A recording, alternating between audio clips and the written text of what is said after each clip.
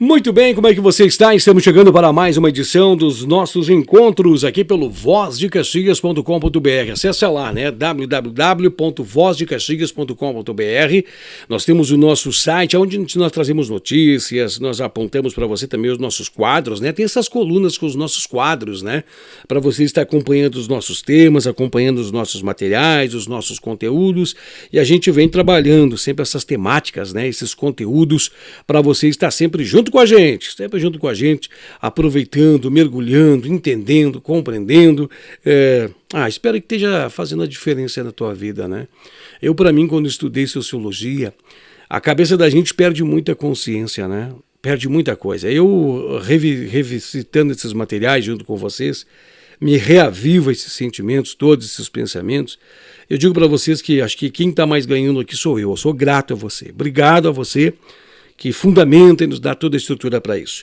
Muito bem, nós estamos então essa semana com o nosso Sociedade e Diversidade, estamos fazendo análises, né, olhando a historicidade, como nós mergulhamos na história, né, nós falamos sobre antropologia, falamos um pouquinho, né, sobre a história, né, da humanidade, fomos até lá na Idade da Pedra Lascada, fomos lá atrás, né, para poder entender, né, e vim aqui olhando esse objeto, que é a diversidade que forma-se hoje em nossa sociedade, as alterações e tudo isso, né?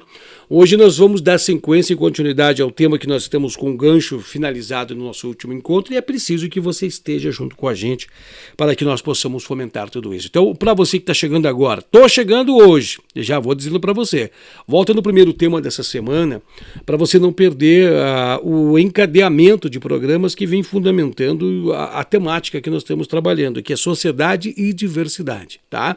Então, acho que é muito importante. A gente está olhando bem no contexto histórico para chegar a entender os dias de hoje. Mas o objetivo é falar para você, né, deixar muito claro, somos diversos? Somos.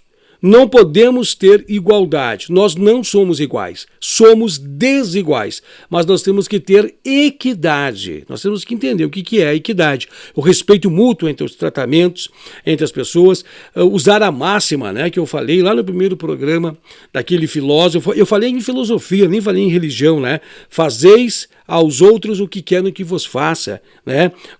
Fazeis aos outros o querei que vos faça a você. Eu falei sobre tudo isso, então nós falamos sobre um dos maiores princípios de equidade, né, que se possa imaginar. Eu falei num tom de filosofia, não de religiosidade, desse grande filósofo, né? Nós utilizamos isso. E tudo isso está na sociedade de hoje, né? Nessas lutas de classes, nessas lutas de gênero, nessas lutas culturais, nessas lutas salariais, essa luta no campo de trabalho, essa luta política dentro do país, está tudo aqui, né, e bolindo em nosso meio. Mas muito bem, nós paramos lá num princípio, né, de raciocínio, que nós iríamos estar chegando para você num período que houve uma mudança política muito grande no país, né? Mais uma vez a Europa começa a convulsionar. E nesse minuto de convulsões, de mudanças sociais, começa uma revolução muito grande, que vai tomar conta do mundo. Ela se chama Revolução Industrial. Ela começa no berço, né, no berço da Inglaterra, com a descoberta da força do vapor.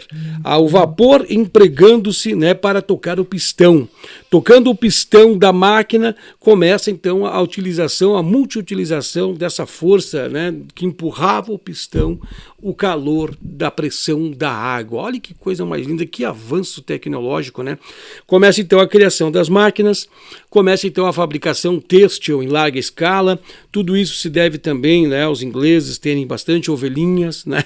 É muito linda a história da Inglaterra também, com aqueles cooperativas, né, produção, pessoas trabalhando com ovelhas, né, entregavam aos senhores, os senhores em outro arranjo, né, os senhores, donos das terras, as produções das ovelhas, aí tinha toda aquela hierarquia, né, que vinha com os lords. Inclusive tem uma série na Netflix, né, como é que é o nome a família... Me fugiu, que conta muito bem esse período, né, de transformação, de convulsionamento na Inglaterra, e começa a cair-se, né, a monarquia, começa a tomar espaço a outra coisa, e começa as pessoas têm que se desfazerem das terras, aqueles casarões gigantescos já não tem mais serventia para nada, aquele tanto aqueles serviçais trabalhando, já não tem mais serventia para nada daquilo. Começa um novo modelo de sociedade chegar lá, né? Mas se nós se deter nisso, a gente vai perder o foco do nosso assunto aqui. E aí começa uma necessidade, então, de que o mundo comece a trabalhar com máquinas, né? Comece a trabalhar com máquinas. Mas para o mundo poder trabalhar com máquinas, o lado de cá, né? A América tinha que mudar. América, nós já estávamos tendo uma mudança muito significativa nos Estados Unidos. Estados Unidos já estava com a sua independência firmada. Os Estados Unidos já estavam impulsionando-se por intermédio das ideias inglesas em uma potência, já estava usando, né, o vapor, mas a América não. Aqui na América ninguém estava usando, né, o vapor, e havia essa necessidade de utilizar-se do vapor, né, do vapor. Então, nós já tínhamos aqui no país, né, nesse exato momento, fugido da Guerra Napoleônica a família portuguesa, já tinha voltado a família portuguesa para lá, né, já tinha deixado aqui um filho para poder não perder o controle aqui do país, mas as ideias ainda eram colonialistas, né? As ideias ainda eram com os escravos, os senhores das terras, era ainda uma organização feudal, talvez mais modernizada, mas era um exemplo assim, né? Muito mais duro que o feudal, né? Porque ninguém tinha direito a nada e trabalhava como escravo ainda, né? Ainda tinha uma grave escravatura. Há umas mudanças, né, de entendimento do lado de cá, né? Que mudanças? Começam mudanças sociais. Então, primeiramente, o bloqueio continental, aí há mudanças de lei para cá, né? Se não me falha a memória, me perdoe se eu estiver errado, eu sou muito falho com alguns nomes, eu preciso ler para me abastecer. A lei Eusébio Beltrão de Queiroz, se não me engano é essa, né? Porque proíbe o tráfego negreiro, mas uma pressão dos ingleses, né? Então não tinha mais navios, o tráfico negreiro estava proibido, né? Já é um avanço, mas mesmo assim tinha uma comunidade ainda muito grande aqui no país, mas há uma necessidade de se extinguir isso. Então há uma ordem praticamente lá dos europeus, tem que acabar com aquilo. Concomitantemente, há uma pressão interna no país, entre duas divergentes classes, politicamente brigando para que se acabasse isso, né? Para que se terminasse, se finalizasse, se findasse isso. O que acontece? Há um grande problema na mão da coroa, né? Há um grande problema na mão do imperador. Se o imperador entregar, os grupos sociais vão convulsionar e vão derrubar o imperialismo. Mas se não entregar, os empréstimos com a Inglaterra, o dinheiro da Inglaterra não vai vir mais, né? Então ficou um atravacamento muito grande. Relações com os franceses abaladas. Tudo difícil por lá, né? Como é que a gente vai fazer, então, para resolver todas essas ronhas? A partir de mudanças, convulsionamentos, sai a viagem e da viagem passa para uma das filhas assinar. Assina aí que eu parto. No momento que se assina-se também, de certa forma, com o passar do tempo, a carta de mudança de regime político do Brasil, né? Assina-se a assinatura do próprio final do Império. Desagrada a sociedade já tinha um determinado grupo de elite que estudava fora, estudava na Europa, então já tinha pessoas que tinham estrutura de pensamentos europeus, das ideias formadas na Europa de liberdade, justiça, igualdade, os pilares que fundamentam os direitos do homem, né? Os direitos do homem já existiam, né? Que traziam o homem para o centro das necessidades, já existia tudo isso, e tudo isso chega muito forte aqui. Então há um convulsionamento, é derrubada o imperialismo, essa monarquia, né? É mandada a família imperial para fora, né? Eles são tirados de um dia para a noite e o Brasil passa a ser república. Os escravos já estavam libertos no sentido de que já não era mais esse tipo de mão de obra, agora a mão de obra era assalariada e era estrangeira, né? Aí começa uma ronha muito grande, porque não via-se, né? Olha só que começa tudo isso, não via-se na cabeça dos proprietários de terra pagar por algo que eles já tinham de graça, que agora tem que pagar, não pagavam, né? Não pagavam. Então muitos foram e viraram eremitas, né? Pessoas que foram mudando de locais para outros locais, ficaram perdidos, criaram, né, como é que é o nome dos lugares? Os quilombos, né? Ou seja, sociedades aonde viraram cidades, né? E começa então uma desigualdade muito grande. Começa um nível de pobreza muito grandioso. Muitos que chegaram para cá não tinham uma estrutura para serem recebidos. Rio de Janeiro acontece um inchaço violento. Rio de Janeiro passa de um inchaço, varíola, peste, ratização, todo tipo de doença que você possa imaginar. Há um momento de transformação, um expurgo no Rio de Janeiro, sobe-se o pessoal para as favelas sem direito à moradia, não tinha estrutura para isso. Então já começa, né, a gerar-se uma diversidade muito grandiosa. Começa até a ter uma separação sobre uma determinada classe social dominante, elitizada, e uma classe social que não tinha nada. A maioria, né? A grande maioria desse nosso país.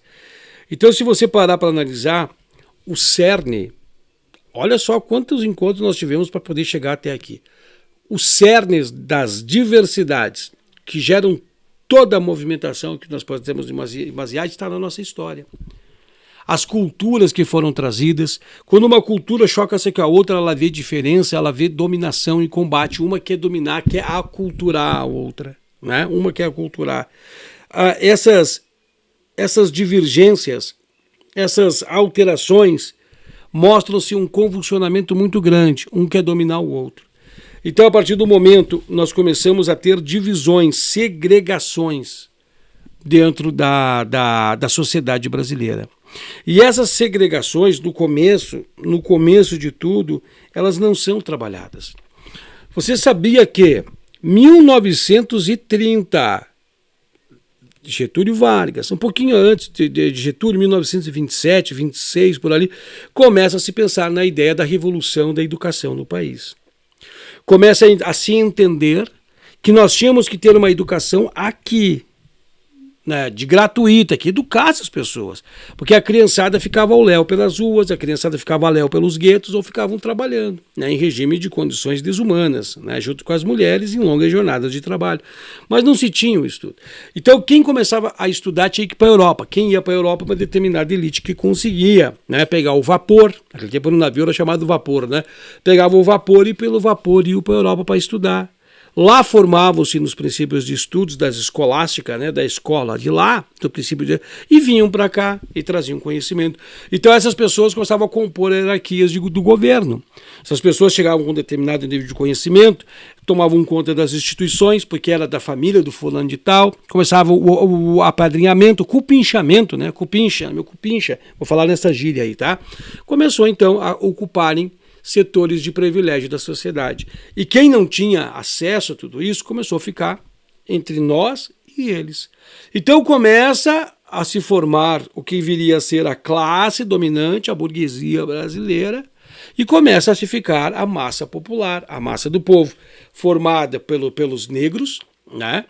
Olha, você tem uma noção, eu posso estar falando integralmente besteira aqui, mas os negros começaram a ter acesso, chegar à igreja praticamente depois de 30, não tinha.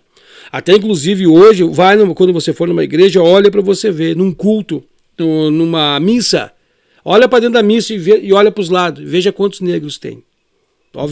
Na missa, com todo perdão, não estou aqui fazendo distinção, estou mostrando para vocês que ainda essa ruptura está presente hoje no país. Né? E foi aí que o protestantismo entrou.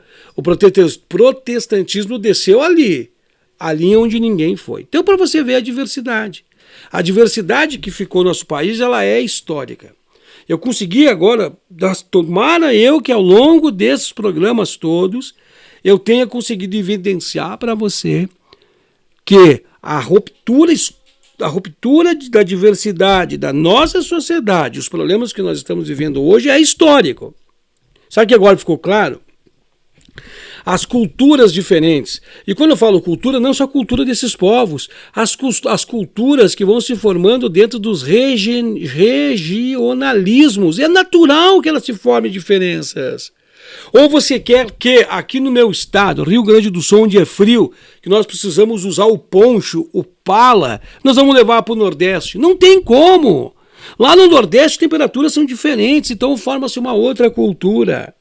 uma outra cultura. Nós não temos, de certa forma, a cultura de comer os alimentos nordestinos, porque são alimentos que, né, que aqui para nós não, ou não tem na mesma proporção, na mesma intensidade, ou não fazem parte da nossa cultura. É normal, então as culturas foram se formando. Agora vamos nós lá para Manaus. Vamos chegar lá para Manaus, um pessoal, né, que vive de rios, uma hidrografia linda, maravilhosa, uma cultura em contato, uma essência, né, do nativo tão grande, mais rica, talvez a mais rica essência nativa que nós temos de todo o nosso país está lá. E eu vou querer chegar lá e medir com aqui o Rio Grande do Sul. Jamais! Não podemos, então vocês temos que ver que a nossa cultura, ela forma diversidade pelo próprio regionalismo. Né? A própria forma de diversidade. Aqui, a forma de nós lidarmos, né? Todos nós tivemos um período de lida com o gado. A forma de lidar com o gado no Rio Grande do Sul é diferente da forma de lidar com o gado no Nordeste. E é natural que seja assim, porque lá é mais quente, lá é diferente do que aqui. Aqui são pastos, né? São estâncias, são pradarias gigantes. Lá é mais árido, lá é mais confinado, acredito eu que seja mais confinado. A indumentária, né? Que o caboclo usou para se vestir, foi diferente daqui, foi com outros ordenamentos, né? Outras, como é que fala? Aqueles coisas que são utilizados aqui, né? Os adereços, outros adereços do que nós aqui do Sul. Porque os adereços aqui do Sul são voltados mais especificamente para um clima mais frio, lá para um clima mais quente. Então como é que a gente vai querer julgar se já somos diversos, né? Outra coisa, religiosidade. Então, como eu acabei de dizer para vocês, né, nós trouxemos a grande contingente que veio da África, chegou com a sua religiosidade. E olha que, né, com todo o perdão, não foram, né, depois tentaram ser catequizados, mas não chegou-se lá. A religião não ia até lá. Então, acontece o quê? Vêm as religiões de matrizes, que são lindas, tem que se conhecer tudo isso, né? Nós temos preconceitos que não nos permitem, né?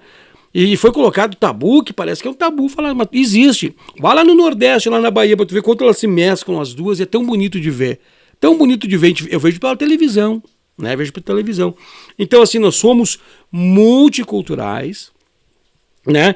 Nós somos diversos, e agora nós estamos caminhando, né? Na égide da nossa Constituição, nós estamos caminhando para uma equidade. Equidade, né? Você viu que até mesmo o acesso à educação nesse país foi desigual.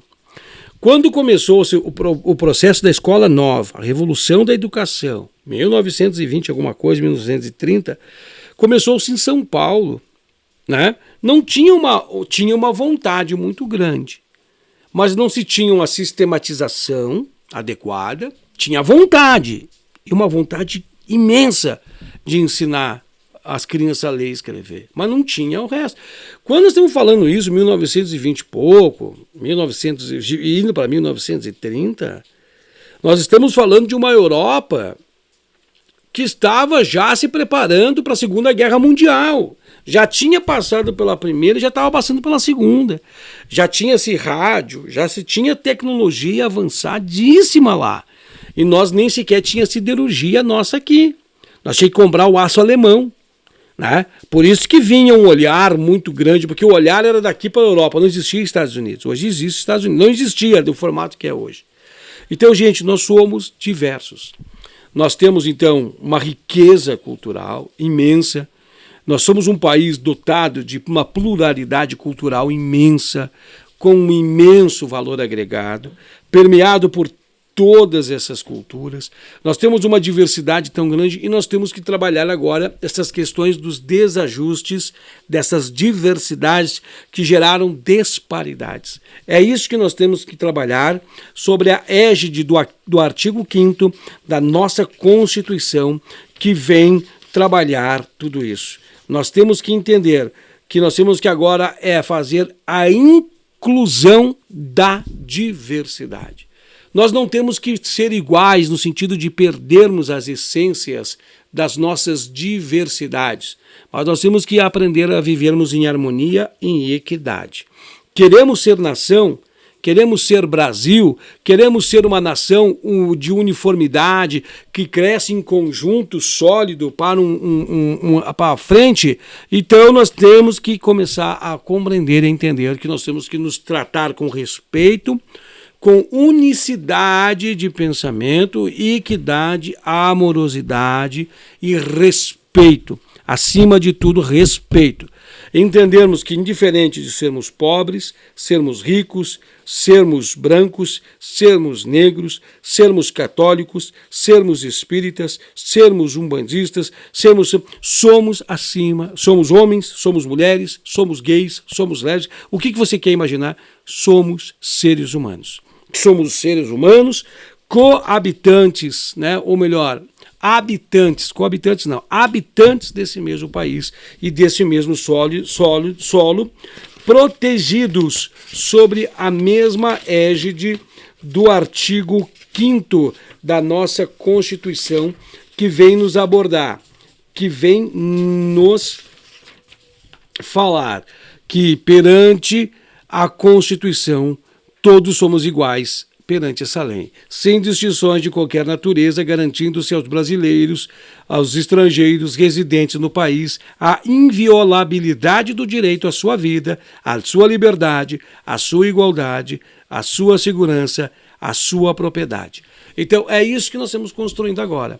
Só que tem um detalhe, nós temos que estar cônscio de tudo isso. E quer saber aonde é que vamos despertar a consciência de tudo isso? No nosso próximo encontro a gente vai trabalhar esse assunto. Eu gostaria de contar junto com você para que nós estejamos juntos nesse nosso próximo encontro. Fazendo fechamento de todos os nossos programas dessa semana. Eu desejo para você um grande abraço, tudo de bom, muito obrigado pelo teu carinho, pela tua sintonia junto com a gente. Grande abraço.